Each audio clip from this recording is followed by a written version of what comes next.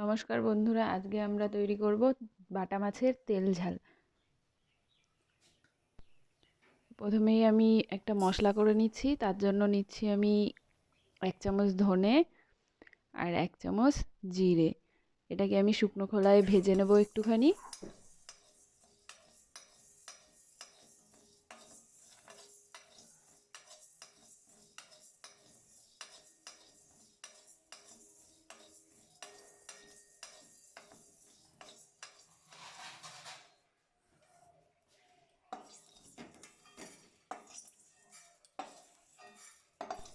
মশলাটা আমার ভাজা হয়ে গেছে, আমি নামিয়ে নিলাম।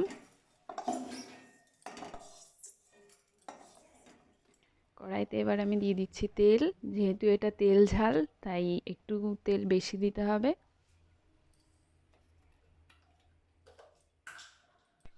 তেল আমার গরম হয়ে গেছে। ফোড়নে আমি দিচ্ছি কালো জিরে আর দেবো একটুখানি মৌরি।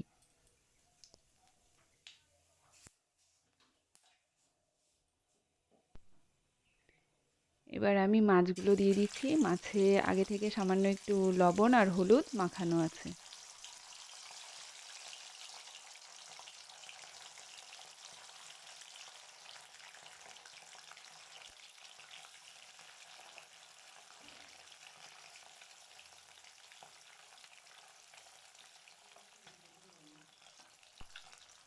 আর দিয়ে দিচ্ছি কাঁচা লঙ্কা। যেহেতু তেল ঝাল, সেহেতু তেল এবং ঝাল দুটোই একটু বেশি যাবে। দিচ্ছি হলুদ আর সামান্য একটু লবণ।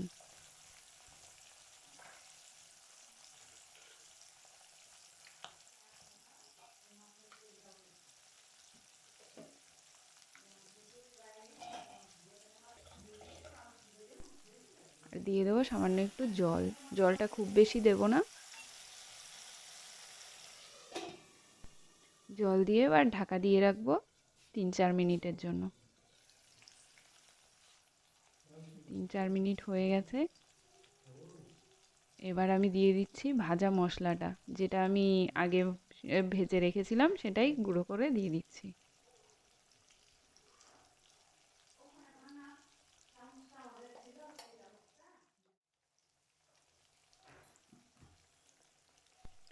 ভাজা মশলাটা দিয়ে আবার 2 মিনিটের জন্য আমি ঢাকা দিয়ে রাখছি।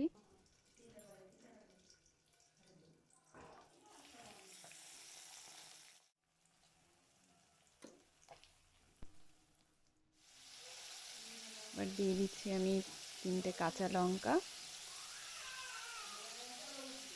রান্নাটা আমার হয়ে গেছে।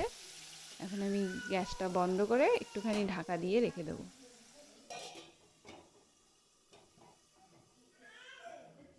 দেখুন বন্ধুরা, আমার বাটা মাছের তেল ঝাল একদম রেডি হয়ে গেছে।